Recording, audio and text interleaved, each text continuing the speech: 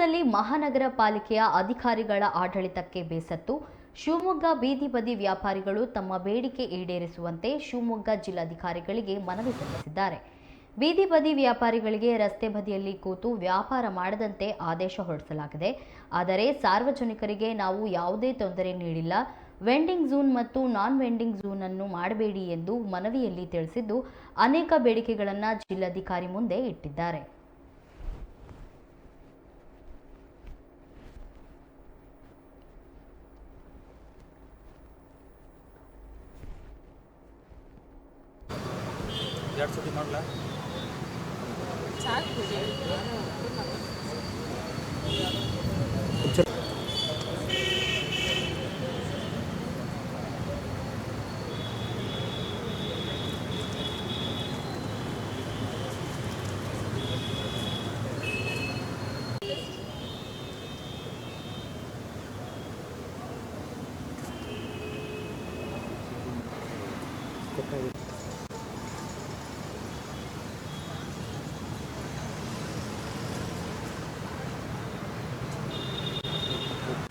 ಶಿವಮೊಗ್ಗ ಬೀದಿ ಬದಿ ವ್ಯಾಪಾರಿಗಳಿಗೆ ಎಲ್ಲ ರಸ್ತೆ ಬದಿಯಲ್ಲಿ ತುಂಬ ತೊಂದರೆ ಆಗ್ತಾ ಇದೆ ಅಂತೇಳಿ ನಮ್ಮ ಮಹಾನಗರ ಪಾಲಿಕೆಯಿಂದ ಟ್ರಾಫಿಕ್ಕು ಪೊಲೀಸು ಸಂಚಾರಿ ನಿಯಮಗಳನ್ನು ಉಲ್ಲಂಘನೆ ಮಾಡ್ತಾರೆ ಅಂತೇಳಿ ಎಲ್ಲರೂ ಅಂಗಡಿಗಳು ಎದ್ದೇಳ್ರಿ ಅಂತೇಳಿ ವ್ಯಾಪಾರಸ್ಥರಿಗೆಲ್ಲ ತೊಂದರೆ ಕೊಡ್ತಾ ಇದ್ದಾರೆ ಅಧಿಕಾರಿಗಳು. ಹಾಗಾಗಿ ನಾವು ನಮ್ಮ DC ಸಾಹೇಬರು ಹೊಸ್ದಾಗಿ ಬಂದಿದ್ದಾರೆ, ಅವರಿಗೆ ಮನವಿ ಕೊಟ್ಟಿದ್ವಿ. ಪೊನ್ನೂರಾಜರು ಏನು ವೆಡ್ಡಿಂಗ್ ಝೋನು ನಾನ್ ವೆಡ್ಡಿಂಗ್ ಝೋನ್ ಮಾಡಿದ್ರು ಆ ಮಟ್ಟಕ್ಕೆ ಮಾಡಿಕೊಡಿ ಅಂತೇಳಿ ನಮ್ಮ ಬೀದಿ ಬದಿ ವ್ಯಾಪಾರಿಗಳಿಗೆ ತೊಂದರೆ ಆಗೋದು ಬೇಡ.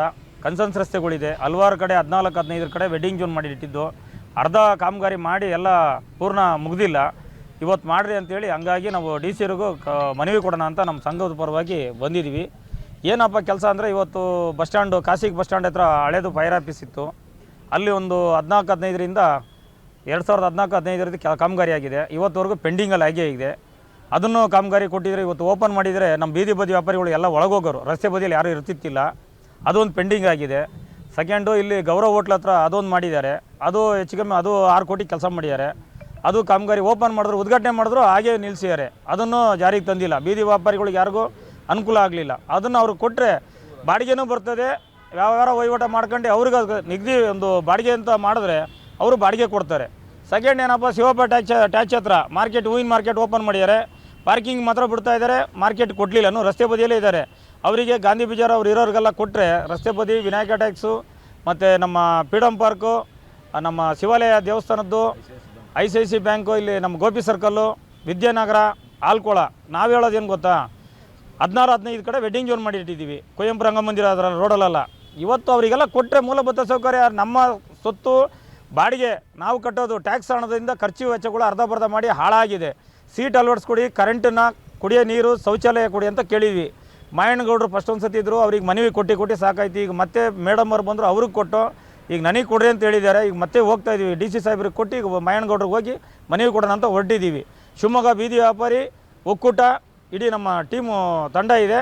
ಶಿವಮೊಗ್ಗ ಜಿಲ್ಲಾಧ್ಯಕ್ಷರಾಗಿ ಹಲವಾರು ದಿನ ಹೇಳ್ಕೊಂಬಂದು ಪೇಪರ್ಲು ಮಾಧ್ಯಮದಲ್ಲೆಲ್ಲ. ಈಗ ಆಮೇಲೆ ಇನ್ನೊಂದು ಸಬ್ಜೆಕ್ಟ್ ಏನಪ್ಪ ಅಂದರೆ, ವ್ಯವಹಾರ ಮಾಡಬೇಕು, ಗಾಡಿಗಳನ್ನ ತಗೊಂಡು ಹೋಗ್ಬೇಕು. ಯಾರು ಗಾಡಿಗಳನ್ನ ರಸ್ತೆಯಲ್ಲಿ ಅಲ್ಲೇ ಬಿಟ್ಟು ಹೋಗಂಗಿಲ್ಲ. ಅದೊಂದು ಯೋಜನೆ ಪೇಪರ್ಗೆಲ್ಲ ಕೊಟ್ಟಿದ್ದೀವಿ. ಈಗ ಅದನ್ನು ತರ್ತಾಯಿದ್ದೀವಿ. ಯಾರ್ಯಾರು ವ್ಯಾಪಾರ ಮಾಡ್ತಿರೋ ಅವ್ರವ್ರು ವಹಿವಾಟು ವ್ಯವಹಾರ ಮಾಡ್ಕೊಂಡು ಗಾಡಿನ ರಾತ್ರಿ ಮನೆಗೆ ತಗೊಂಡೋಗ್ಬೇಕು.